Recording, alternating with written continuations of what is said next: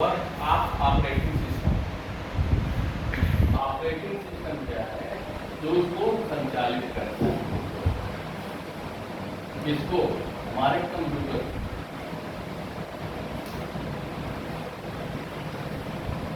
संचालित करना।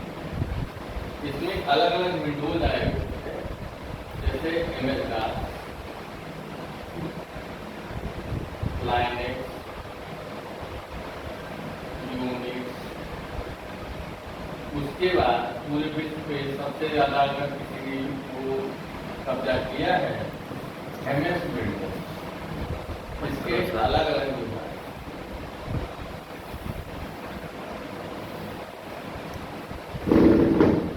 Version time पे क्या क्या वर्जन बनाना। ऑपरेटिंग सिस्टम हमारे कंप्यूटर को क्या देता है? जीवन देता है।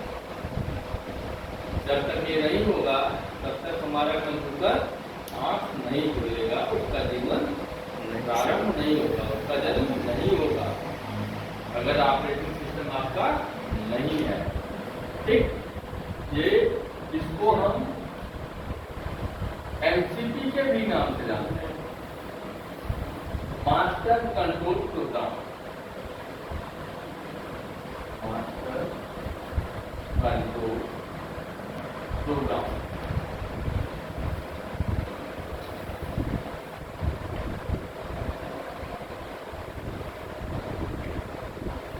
एक OS के नाम से जानते हैं, एक सिस्टम सॉफ्टवेयर के नाम से जानते हैं।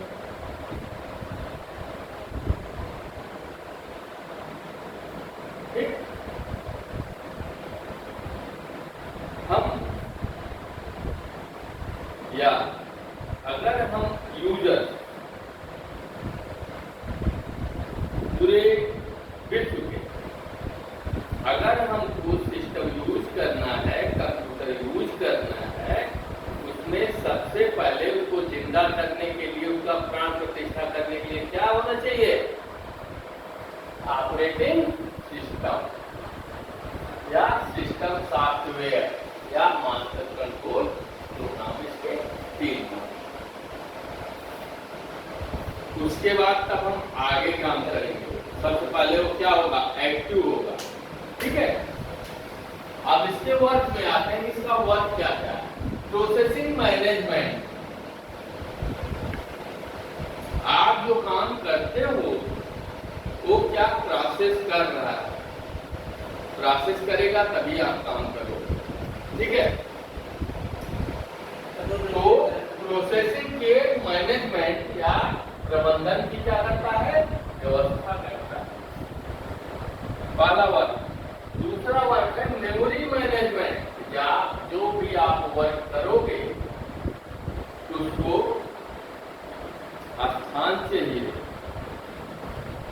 सेव करने के लिए, अनसेव्ड करने के लिए, जब तक उसमें स्पेस नहीं होगा तब तक वो वर्क नहीं करेगा। जैसे ओवरवर्क हो जाता है, किसी से ओवरलोड हो जाता है फाइल या डाटा, हम क्या करते हैं? वो इरेज करके पहले हम क्या करते हैं? मेमोरी की कैपेसिटी को बढ़ाते हैं।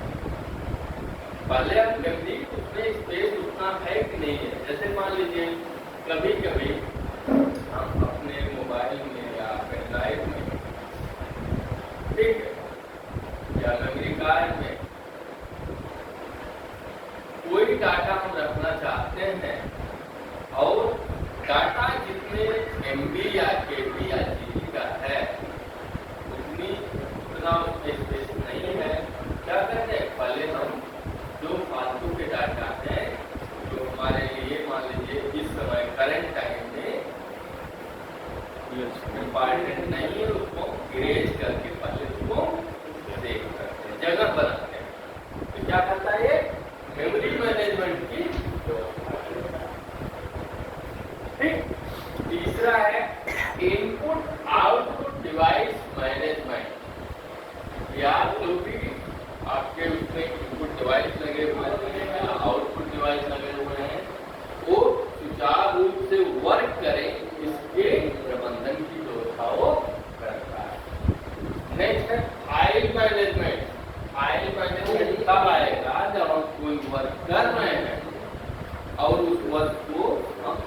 कर रहे हैं डाटा को, तभी फाइल मैनेजमेंट जो भी किस नाम से हम फाइल को सेव कर रहे हैं, इसके प्रबंधन की भी व्यवस्था कौन करता है? आपका ऑपरेटिंग सिस्टम।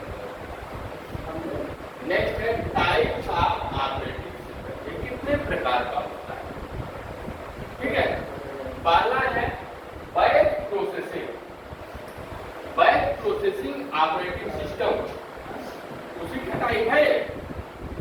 कोई ऑल वर्क बैच सिस्टम, जो भी आप वर्क कर रहे हो उसको क्या कहता है? बैच में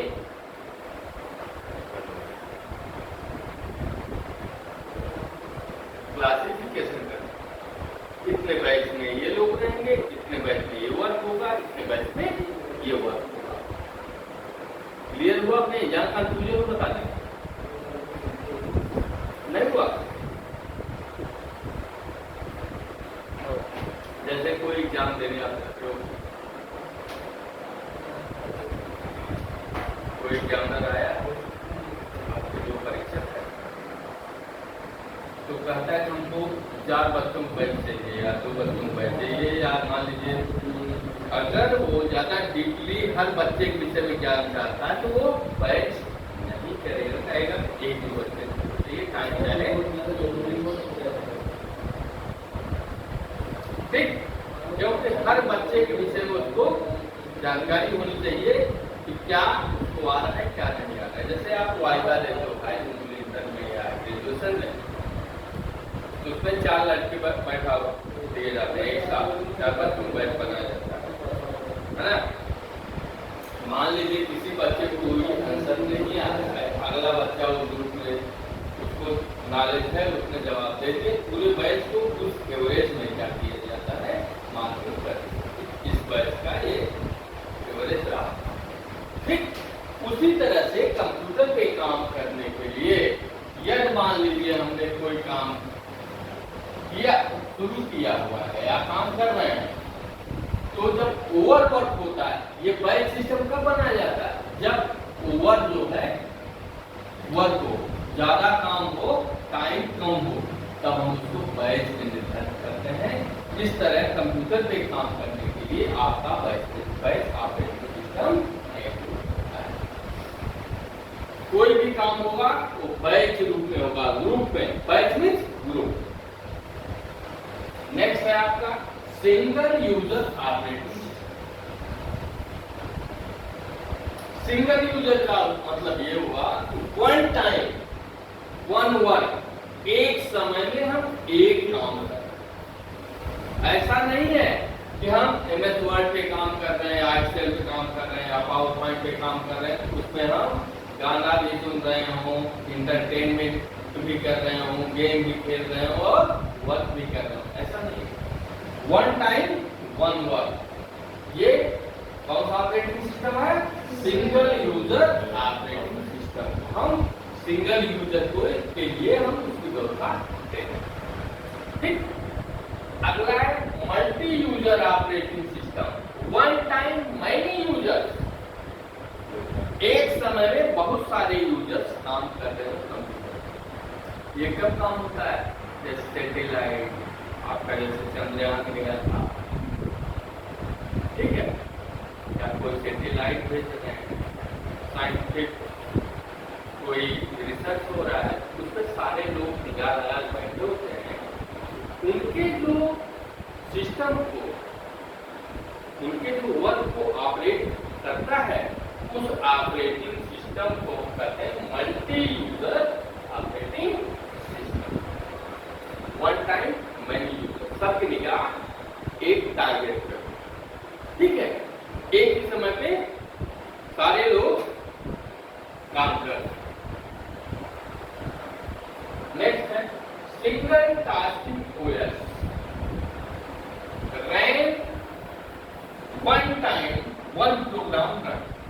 सिंगल टास्किंग ऑपरेटिंग में सिस्टम में क्या होता है? ये पाम टॉप है। पाम टॉप में ये ऑपरेटिंग सिस्टम यूज होता है। अगर आपको एग्जाम्पल पूछा जाए, इसमें क्या होता है? वन टाइम वन प्रोग्राम, एक समय में सिर्फ आप एक ही प्रोग्राम चला सकते, जो टैबलेट या मोबाइल इस टाइप के प्रोग्राम। है ना। जैसे मान लीजिए आप यूट्यूब पे कोई काम कर रहे हैं, कोई चीज सुन रहे हैं, ऐसा नहीं हो सकता कि यूट्यूब पे आप सुनो भी और अगला वर्क भी करो। जब यूट्यूब आप अगला वर्क करने जाओगे यूट्यूब क्लोज हो जाएगा, है ना। ये 5 पे काम करता है। कौन सा? Single tasking operating system. कोई भी नॉर्मली आपसे पूछ सकता है ना। नेक्स्ट है multitasking operating system. Many work one time, एक समय में बहुत सारे वर्क हो सकते हैं। ये एन कंप्यूटिंग पे चलता है। जैसे मान लीजिए एक सीपीयू से बहुत सारे मॉनिटर चल रहे हैं, कोई नोटपैड पे काम कर रहा है, कोई नेटवर्क कर रहा है, कोई टैली कर रहा है, कोई एक्सेल कर रहा है ना, कोई एडोब फोटोशॉप कर रहा है। तो एक समय पे अलग अलग प्रोग्रामों के बहुत सारे यूज जब करेंगे, आपका क्या हो जाएगा कि मल्टीटास्किंग ऑपरेटिंग सिस्टम वहां पे चलेगा आपके कंप्यूटर, तभी वो चलेगा, रन करेगा, अन्यथा नहीं करेगा। नेक्स्ट है, इसी का 2 पार्ट है मल्टीटास्किंग का। Primitive operating system, communication, time divide, window anti. इसका जो मल्टीटास्किंग का टाइप है, ये विंडो एंटी में काम करता था। विंडो एंटी ये पहला ऑपरेटिंग सिस्टम था जो डेस्कटॉप पे आपको नेटवर्किंग की व्यवस्था देता था। ठीक है।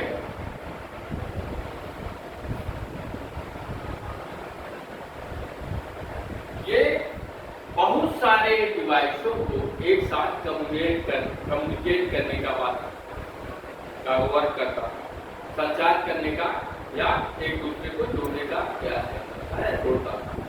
तो कौन सा ऑपरेटिंग सिस्टम था आपका? विंडोज एनटी पे वर्क करता था, और ये था प्रिमिटिव ऑपरेटिंग सिस्टम जो मल्टीटास्किंग का टाइप। ठीक, ये पहला विंडो था डेस्कटॉप के लिए, जिसने जो है नेटवर्किंग की व्यवस्था की थी कि आप इंटरनेट डेस्कटॉप पे या कंप्यूटर चला सकते। नेक्स्ट है इसका दूसरा part, cooperative multitasking operating system. Need program कर, मतलब जो जिस प्रोग्राम पे हम काम कर रहे हैं उस प्रोग्राम की आवश्यकता कितने समय के लिए है, आवश्यक क्या है। मान लीजिए जैसे हम एक्सेल पे काम कर रहे हैं, कोई अगला आया, कहा कि इसको बंद करिए, हमको एमएस वर्ड पे काम करना है ना। तो आप ये कर सकते हो कि आपके लिए एक्सेल जरूरी है, पहले एक्सेल आप पूरा कर लो, उसके बाद दूसरे प्रोग्राम में जाओ। उस कंडीशन पे कौन सा ऑपरेटिंग सिस्टम काम करेगा? Cooperative multitasking operating system. मान लीजिए जैसे हम लाइव क्लास चला रहे हैं, फिक्स टाइम है उसका लाइव क्लास का, मान लीजिए 7 से 8 सुबह का है या शाम का है, नाइट का है। उस कंडीशन पे एक प्रिमिटिव ऑपरेटिंग सिस्टम आपका काम करता है। उसमें अलग टाइप का ऑपरेटिंग सिस्टम होगा जो आपके सिस्टम को, कंप्यूटर का जो कि उससे नेट से संबंधित है, उसको संचालित करने के लिए आपका कोऑपरेटिव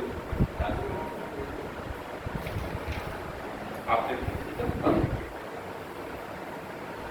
नेक्स्ट और लास्ट है सात रियल टाइम सिस्टम। सात रियल टाइम सिस्टम जो होता है ये लाइनेज लाइनेज के लिए, लाइनेज आपका ओपन सोर्स था।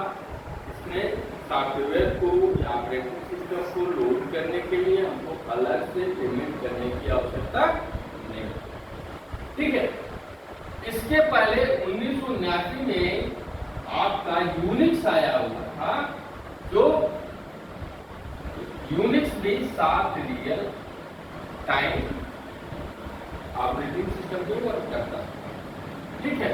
इसके बाद लाइनेक्स आया आपका, यूनिक्स और एमएस डॉस, इसके 1 साल बाद या 2 साल बाद आपका एमएस डॉस आया। एमएस डॉस जो किस पे काम करता था? कमांड पे।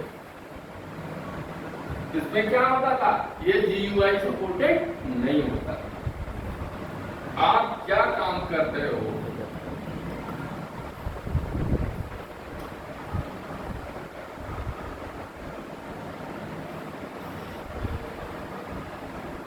आप क्या काम कर रहे हो वो दिखता नहीं था।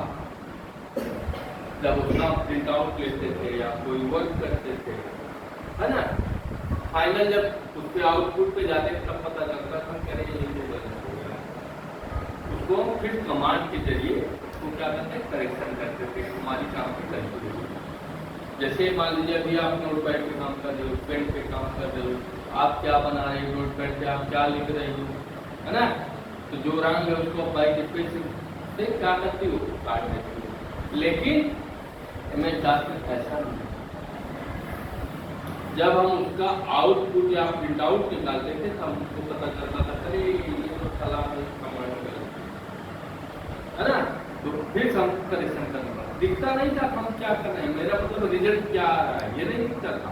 ये कब से दिखा है, जब विंडो 95 और 98 के तब क्या होता था, हम क्या वर्क कर रहे हैं हम मॉनिटर पे देख सकते थे, क्लियर कट उसका आउटपुट को दिखता था।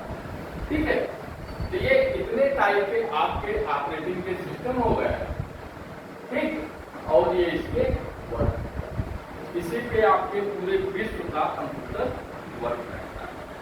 हो सकता है कि कुछ जैसे सेक्रेसी हो सकती है, जैसे मिलिट्री की, एयरफोर्स की, यहाँ पे सुरक्षा एजेंसियां ज़्यादा तगड़ी हैं, या मान लीजिए कि उनको खतरा है बाहरी देशों से या बाहरी और साइबर क्राइम से, स्पैम से। हो सकता है कुछ चीज़ें, कुछ ऑपरेटिंग सिस्टम एक दो टूट भी सकता है जो हमारे नॉलेज में आपको पढ़ने के लिए परमिशन नहीं, वही छूट सकता है। जो नॉर्मल है वो आपके सामने क्लियर।